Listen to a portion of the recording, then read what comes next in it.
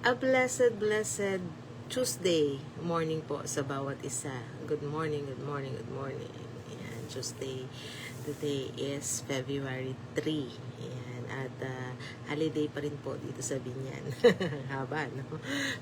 Bali, nagkaroon sila ng long weekends kasi na-sandwich yung 2 February 2 kahapon. Kaya, i-declare na rin, no, na holiday. Pero ito talaga yung araw ng yung Binyan Day. Ito talaga, February 3. Ayan. So, kaya ngayon, tayo ay dadako na, no, sa ating morning devotion. Ayan. Kung sino kaya yung mag-share ng ating live, no? Dad, pwede ko bang hiramin yung phone mo? At ako na nga, i-share ko yung live para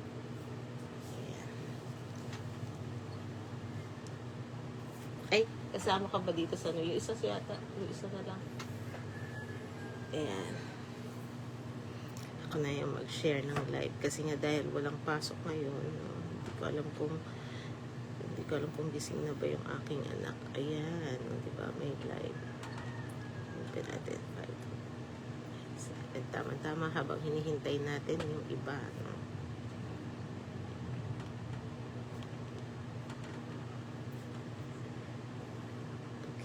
Ayun.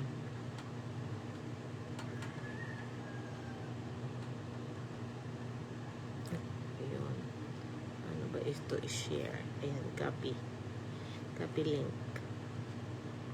Sige, abang hinihintay po natin yung iba. Ayan, may kasama na tayo.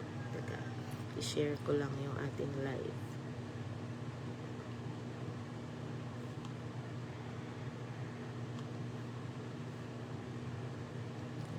Send.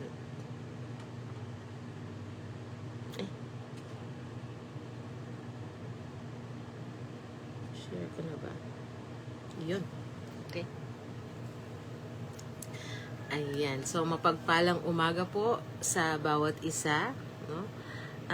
Meron tayong 3 viewer. Hindi ko siya makita. Ayan. Pero, a blessed morning po sa atin. Bago tayo magsimula, tayo ay yumuko at manalangin. Ama naming Diyos na makapangyarihan sa lahat, maraming salamat po, Panginoon, sa buong magdamag, sa pag-iingat mo sa amin, sa aming pagtulog, at sa panibagong kalakasan na ito na taglay namin. Maraming salamat sa lahat ng mga biyaya at pagpapala na patuloy mong pinagkakaloob sa bawat isa sa amin. Maraming salamat din sa pagkakataon na ito na muli kami ay magbubulay-bulay sa iyong banal na salita. Samahan mo po kami, Panginoon, sa aming gawain na ito. Bigyan mo po ako, ang iyong lingkod, Panginoon, ng karunungan upang maipahayag ang iyong mga salita ng tama at may kalinawan. Bigyan mo rin po kami ng pusong maunawain, pusong marunong, Panginoon, at pusong handang tumanggap ng iyong salita, Panginoon. Tulungan mo ng lahat ng aming matututunan sa umagang ito ay patuloy na tumanim sa aming puso't isipan at patuloy na maging liwanag sa aming pamumuhay. Patuloy din namin hinihiling ang iyong paggabay sa lahat ng mga mahal namin sa buhay na malayo sa aming piling, gayon din ang mga dumaraan sa mga pagkakasakit at mga pagsubok sa buhay. Patuloy mo pong haplusin ang bawat isa at patuloy mo pong bigyan ng katagumpayan, Panginoon, sa mga pagsubok na ito na nararanasan, Panginoon. At gayon din patuloy na bigyan mo ng kagamutan at kagalingan ang mga sakit, Panginoon, ng iyong mga anak. Dinadalangin din namin, Panginoon, na gawin mo kaming malinis sa iyong harapan, Panginoon, at patawarin mo kami sa mga kasalanan na aming nagagawa. Ito man po ay lihim o hayag. At muli ang lahat ng ito'y dalangin namin sa matamis na pangalan ni Jesus. Amen. Amen. A blessed morning po sa ulit, no, sa ating lahat. At kay Ading Shirley, a blessed morning sa iyo. Gayun din sa aking asawa, yung aking anak, hindi ko pa alam kung gising na kasi nga holiday, no? Walang pasok. Ayan. At ngayon ay magpapatuloy tayo sa ating nasimulan na pag-aaral no kahapon. Itong love in action.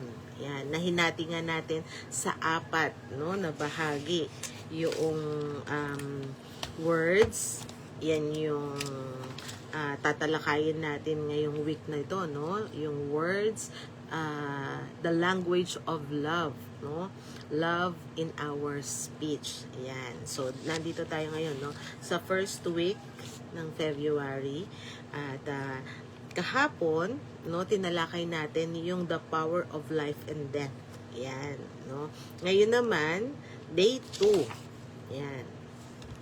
So, kahapon, yesterday, no, yung focus natin is about yung warning, no, sa atin.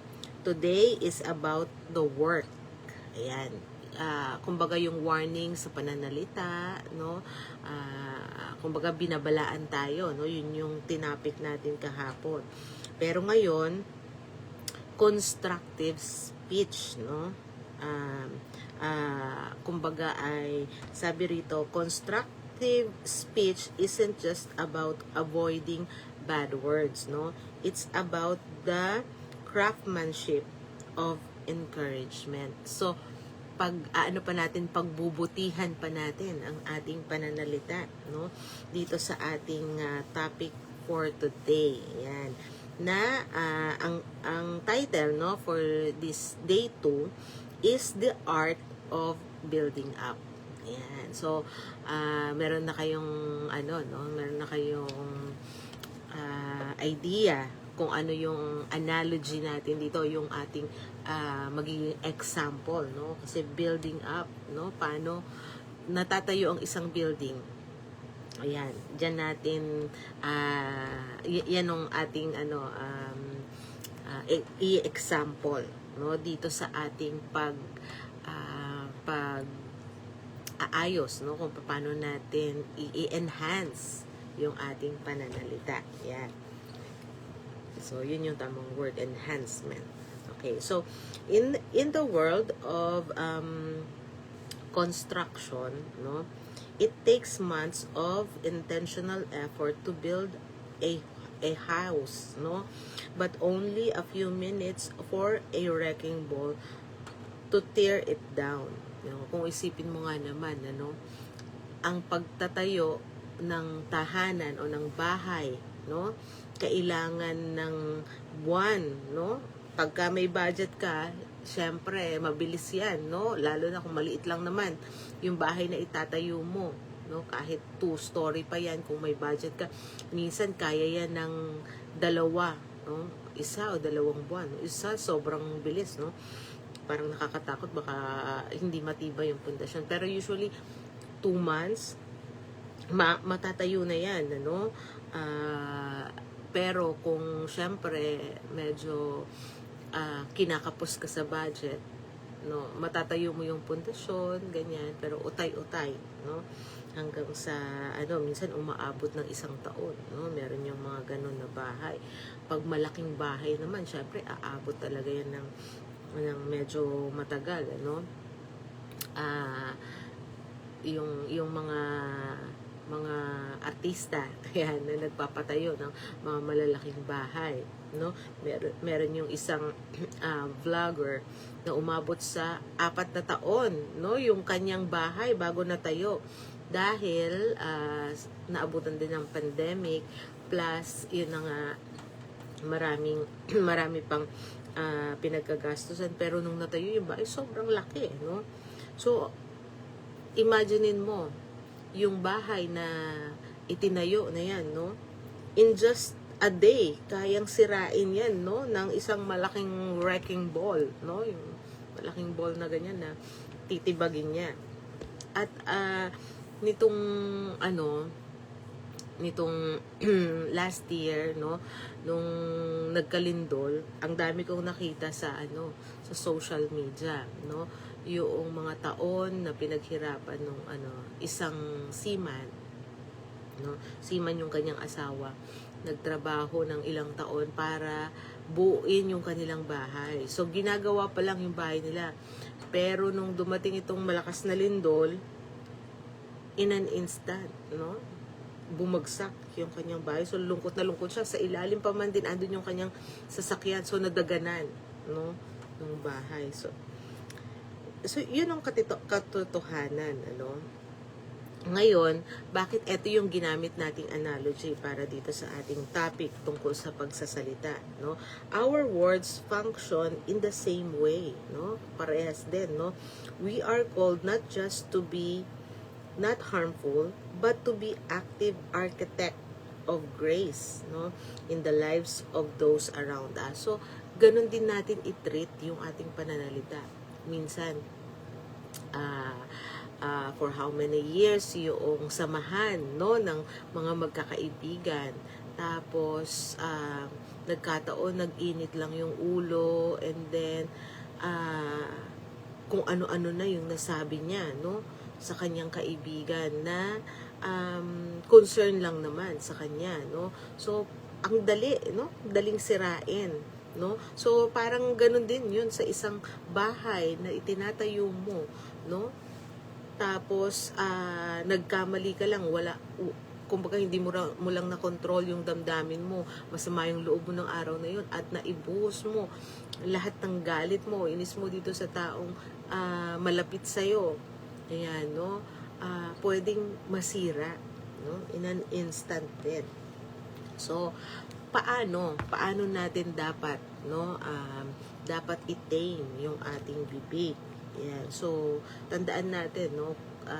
Ganun kahalaga ang relationship na binibuild ng napakatagal. So, dapat pag-ingatan natin, no, yung ating pananalita. So, the blueprint of grace, ito yung ano, no, sa pagka nagpapatayo ka ng bahay, kailangan meron kang blueprint.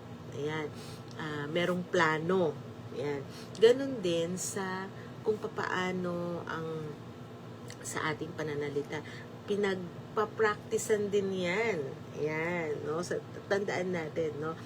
So, to build something beautiful, you need a plan. You know, in our speech, that plan is guided by the needs of the listener, not just our desire to speak. Ayan. So, pinag-aaralan din natin, no, kung papaano ang tamang pakikipag-usap. Katulad nito, itong ating ginagawa ngayon, ano, pinag-aaralan natin yung tamang way, no, kung papaano natin magagamit yung ating bibig, no, para sa tamang pakikipag-usap, tamang pag-alaga ng ating relasyon, no, since this is love in action. Syempre, yung ating damdamin, no, kailangan kontrolado natin. Sabi nga doon sa Bible verse, 'di ba? Guard your heart, no? Dahil dito lumalabas yung mga issues of life, no? So kung yung heart mo madumi, no, automatic yung lalabas din sa bibig mo, hindi rin maganda. Yan. So, kasama sa pagpaplano natin is yung alagaan natin, no? Yung damdamin natin. Yan. So, pero meron tayong verse dito, no? Actually, may tatlo tayong Bible verse dito. So, itong una na Bible verse natin ay matatagpuan sa aklat ng Ephesians chapter 4 verse 29. Yan, Ephesians 4:29. Ang sabi niya, "Do not let any unwholesome talk come out of your mouth, no? But only what is helpful for building others up according to their needs, that it may benefit those who listen." Ayan. So, sabi niya rito, no, do not let unwholesome talk. Huwag mong ipahintulot. So, ibig sabihin, kailangan andun nga yung pagkontrol, no, sa ating bibig. Pero, ang way natin para makontrol yan is, alamin din natin kung ano ang kailangan ng ating listener. Ayan. Kung halimbawa, yung ating listener is nalulungkot, o kahit masayang-masaya tayo, pero nakikita natin na malungkot siya. Ayan. Naalala ko tuloy yung yung kaibigan ko. Ito yung sample, no, ng na nagkamali ako, no? Hindi ko inunawa yung kausap ko. Ayan, kasi nung time na yon, nagpunta siya sa akin sa trabaho. Hinintay niya akong hinintay niya na maka-out ako ng trabaho kasi meron siyang gustong i-confine sa akin, yung parang gusto niyang gumaan yung pakiramdam niya. Nung time na yon, medyo hindi ako sensitive enough, no? Pero masaya ako na willing siya, hintayin niya ako, ganyan. Tapos, so sabi ko, sige, halika, after ng work, kain tayo sa labas, kwentuhan tayo, ganyan. Ako naman, nung time na in the mood ako, masaya ako. Tapos, kumain kami, ganyan. Tapos, nagkwento nga siya na yung asawa niya ay nakasakay na ng barko, ganyan. Tapos, nalulungkot siya. Ako naman, bakit ka malungkot? Dapat maging masaya ka.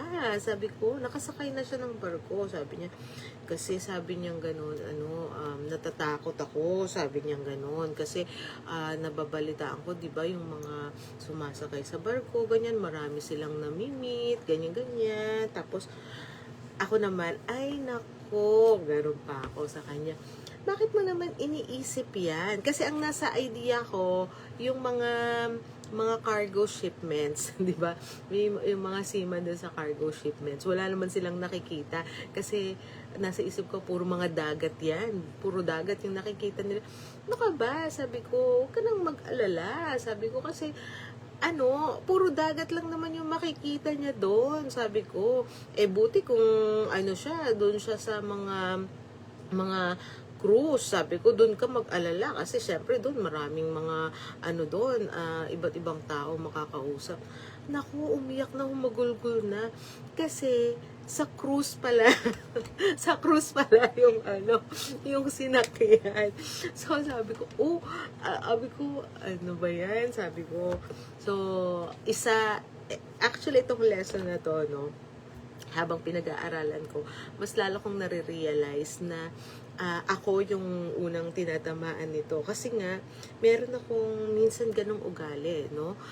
Hindi ko inaalam muna yung sitwasyon. Hindi ako mindful, no? Sa pagsasalita. Dapat nung time na yun, tinanong ko muna siya, saan ba siya sumakay? Ano bang ganito? Ganyan, no? Bago ako nag-advise sa kanya, although yung intention ko is good, no? Pero, hindi nakatulong. Hindi nakatulong. Dahil nga, hindi ko man lang plinanong pag-isipan, kumbaga dapat nung lumapit na siya, imagine mo, hihintayin ka niya, no, ng antagal dahil lang gusto kanyang makakwentuhan, makausap dahil malungkot siya, ganun. So, parang dapat yun, nag-isip na ako, bakit kaya, ano kaya yung, problem niya? Ano kaya yung mabigat na nararamdaman nitong kaibigan ko, yung mga ganun. Or sana nag-start muna kayo with a prayer, ganyan, na para i-guide ka ni Lord kung ano yung tamang dapat mong masabi. Yon. So yung planning, no, kasama yon. Kung nagbubuo ka ng bahay na wala kang plano, no, babagsak din talaga. Mayanig lang yan ng konti, babagsak yan, no? Mahipan ng storm, no? Pwedeng masira agad. So, andun dapat yung proper planning natin sa lahat ng bagay, lalo na sa pakikipag-usap natin, no? So, alamin natin kung ano ang kailangan, no, ng ating kausap, sabi niya. Kaya nga dito, for building others up according to their needs, no, that it may benefit those who listen. Yan. So, yung notice natin dito sa phrase na according to their needs, no, building up isn't about giving generic compliments. Yan, katulad nung ginagawa ko, parang nagbigay lang ako ng generic compliments, no, okay lang yan, yung mga ganon, no, na not thinking kung ano talaga yung nasa isip niya, nasa damdamin niya. No, it's about seeing where someone is broken or weary. Yon, yung pagiging sensitive mo is malaman mo kung saan ba nanggagaling yung kanyang kalungkutan? Saan ba nanggagaling yung kanyang pag-aalala, no? And speaking exactly what is required to strengthen that specific spot. Yan. So napakaganda dito sa number 1 natin, no? The blueprint of grace. So, sa ating pakikipag-usap, kailangan talaga natin dito yung wisdom, no? Yung karunungan na ma-identify natin ano ang kailangan, no, ng aking kausap para maibigay ko, no, kung ano yung kaya kong ibigay para matulungan ko siya dito sa sitwasyon na ito. So, yon. Another, no? So, number 2 na tayo, no? The strength of timing. Ayan. Everything, no? Dapat meron kang proper timing. Ayan, sa pananalita, no? Meron yung, minsan hindi mo pa dapat sabihin, no? Kasi hindi pa naaayon. Pero nasasabi mo na. So, pagka wrong yung timing mo, wrong din yung result, no? So, dito, sabi niya, since ang ginagamit nga natin dito na sample is yung pagtatayo ng bahay. A pillar, no, placed in the wrong spot can't support a roof, no? Kung yung poste mo ay mali ng pinagpwestuhan, no? Maaring yung bubong mo ay hindi maging matibay, no? Hindi tama. Kung halimbawa, ang poste mo ay 4 nga, pero yung 2 magkatabi doon. Tapos, isa rito. So, gegewang, no? So similarly, no, the right word spoken at the wrong time loses its power. So, love in action requires us to be sensitive to when as much as the what. Ayan. So, tandaan natin, no, na dito nawawala, no, yung ating, kung mayroon man tayong magandang intention sa pagtulong sa pamamagitan ng pakikipag-usap, nawawala yung yung magandang intention natin, no? Nawawala yung power noon, no? Dahil sa hindi tama yung timing ng ating pagbitaw ng ating salita. Ayan. Basahin nga natin dito sa Proverbs chapter 15 verse 23. A person finds joy in giving an apt reply, and how good is a timely word. Ayan. Also, how good is a timely word. Ayan. So, ibig sabihin, mabuti, no, yung kakahinatnan, no, nung salitang nasa tamang lugar, tamang timing. Yan. Kung naalala ko, merong kwento, no, na yung isang tao, no, nakatabi nitong isang babae. Tapos napansin niya na nagbabasa ng Bible. Ngayon, nakipagkwentuhan, no, yung babae sa kanya, and nagka-interest yung kausap niya na alamin, ano ba yung faith mo? So, nung nagtanong yung kausap niya tungkol sa faith niya, so nagkwento siya, and habang kinukwento niya yung pag-ibig ng Panginoong Diyos sa buhay niya, no, tapos sa mga na-experience niya sa buhay niya, no, doon biglang napaiyak yung kausap niya. Tapos sabi niya, alam mo ba, sabi niya, I'm about to take my life, sabi niya. Dahil nga meron pala siya dinadalang problema, hindi napansin nung kausap niya na meron pala siyang dinadalang problema. Pero yun nga lang, yung mga words na nasabi niya is very timely, no? naayon dun sa sitwasyon nung kausap niya na nawawalan na pala ng pag-asa, and eksakto ang naikwento niya ay yung pananampalataya niya na kung papaano siya sinave ng ating Panginoong Diyos sa mga sitwasyon sa kanyang buhay, no? And yun nga, sobrang nagpapasalamat siya na nakausap niya itong taong to. Parang feeling niya is sent ka sa akin ni Lord para mabuksan yung isip ko. So paano tayo magiging ganong klase, no, ng tao na gagamitin, no, ng ating Panginoong Diyos para sa mabuting sitwasyon, sa isang sitwasyon na hindi mo ini-expect, na yun pa lang sasabihin mo makakapagligtas, no, ng buhay, no? So papaano natin 'yun magagawa, no? Construction, no? So doon din tayo, no? So building up, no? Sometimes building up looks like silence, no? Until the right moment, and then offering a word of hope that acts as a structural support, no, for someone's soul, no? So yung number one dun is yung silence, no? Yung katahimikan, no? Sa panahon na tahimik yung sitwasyon, mas nagagamit mo yung pandinig. Sa panahon na tahimik ka, no, you're listening, no, doon sa iyong kausap, doon mo maiisip na ano yung kailangan niya na marinig, no? And syempre nung time na yon, siguro sa kanyang pakikipag-usap at nagtanong ano yung faith mo, no? So naisip niya, interested siya, no, sa faith na meron ako. And yun yung tamang timing, no, na shinare niya yung pananampalataya na meron siya. And yun nga, no, miracle, no, na nagamit siya ng Panginoong Diyos to save someone's life, no.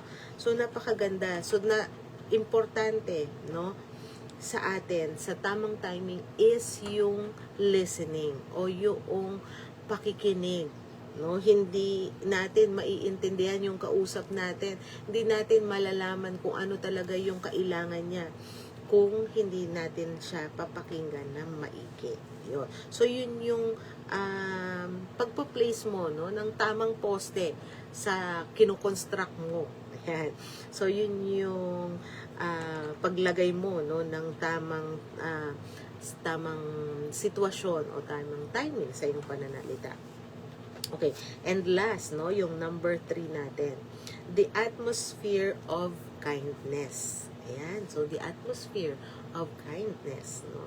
Construction sites are often harsh and loud, no, but the homes we build with our words should be places of refuge. Ayan, no, nga, no, na nakapunta na ba kayo sa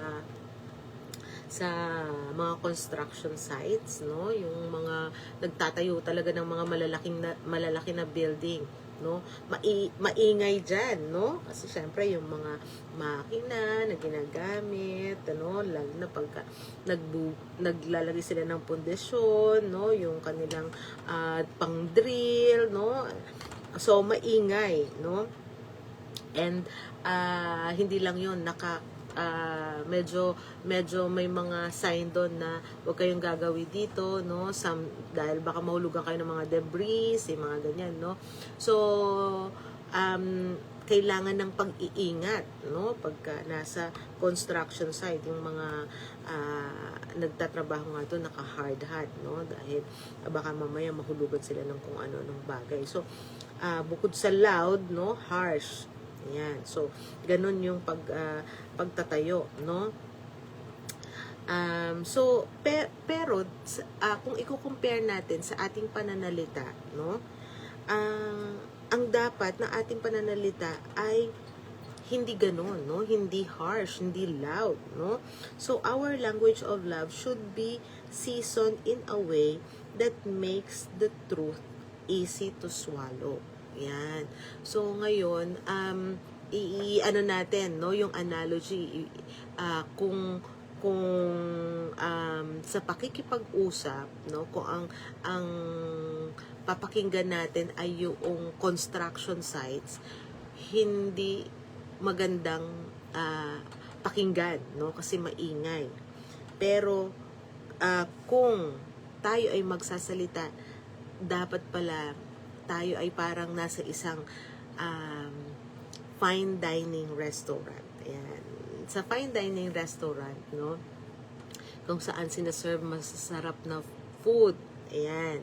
And as much as possible, gusto nila komportable, no? Lahat ng mga mga ano bang tawag doon, kanilang mga customer. So dapat ganun natin i-treat, no, yung atmosphere pag tayo ang kausap.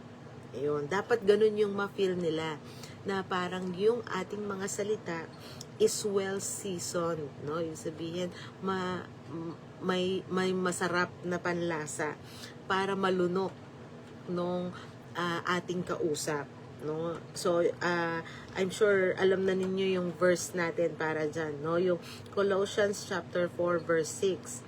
Let your conversation be always full of grace, no, seasoned with salt, so that you may know how to answer everyone. Yan. So let your conversation be always full of grace, no? So practicein natin yung pananalita na seasoned with salt, no, with grace, no, and yung magandang mga words, mabubuting salita, no. Salt adds flavor and preserves, no. Our words should leave people feeling better than we found them.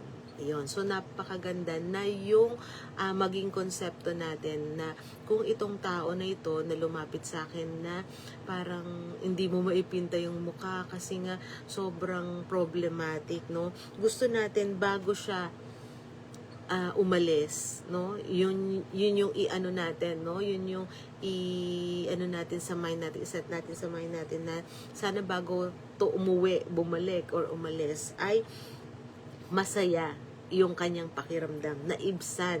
Hindi ko man kayang solusyonan lahat ng kanyang problema, pero yung makarinig siya sa akin ng word of hope is something na would help that person na bago umalis ay merong magandang feeling, no? So preserve, no, from despair and flavored with the hope of Christ. Yan. So napakaganda, no, napaalala sa atin, no, na yun yung i-target natin, no, sa ating pananalita, yung pinaplano muna natin, no, at meron tayong tamang timing and seasoned with salt yung ating salita. Ayan, so thank you so much, no, sa pagsama sa atin sa ating morning devotion, gayon din sa mga manunood ng replay ng live na ito, no. Napakaganda itong topic na ito, no, na ating nasimulan this month of February. So love in action. So ngayon nandito tayo sa speech for the whole week, and 3 more days to go, no, para makomplete natin itong lesson about speaking, no, about action in words. Ayan. So muli, bago tayo magtapos, tayo ay yumuko at manalangin. Ama naming Diyos na makapangyarihan sa lahat, maraming salamat po sa iyong mga salita na aming narinig sa umagang ito. Maraming salamat, Panginoon, sa pagtuturo mo sa amin na magkaroon kami, Panginoon, ng pagpaplano sa pakikipag-usap, tamang pagpaplano sa pakikipag-usap, tamang timing, Panginoon, at magkaroon po nawa ng mabuting panlasa ang aming mga salita. At alam namin, Panginoon, na ito ay hindi namin magagawa sa aming sarili lamang na karunungan. Hinihiling namin, Panginoon, na ikaw pong magkaloob sa amin ng karunungan para ang aming mga salita, ang aming mga bibig ay maging pagpapala, Panginoon, sa lahat ng taong aming nakakausap. At muli, Ama, gawin mo po nawa kaming karapat-dapat sa napakadami mo pong biyaya at pagpapala sa amin. Muli, ang lahat ng ito'y dalangin namin sa matamis na pangalan ni Jesus. Amen. Amen, amen, amen. Napakagandang umaga, no, sa bawat isa sa atin. Kaya, I hope na patuloy nating sundan itong ating lesson na ito. Ayan, so see you later sa ating evening devotion, and to God be the glory. Take care. God bless.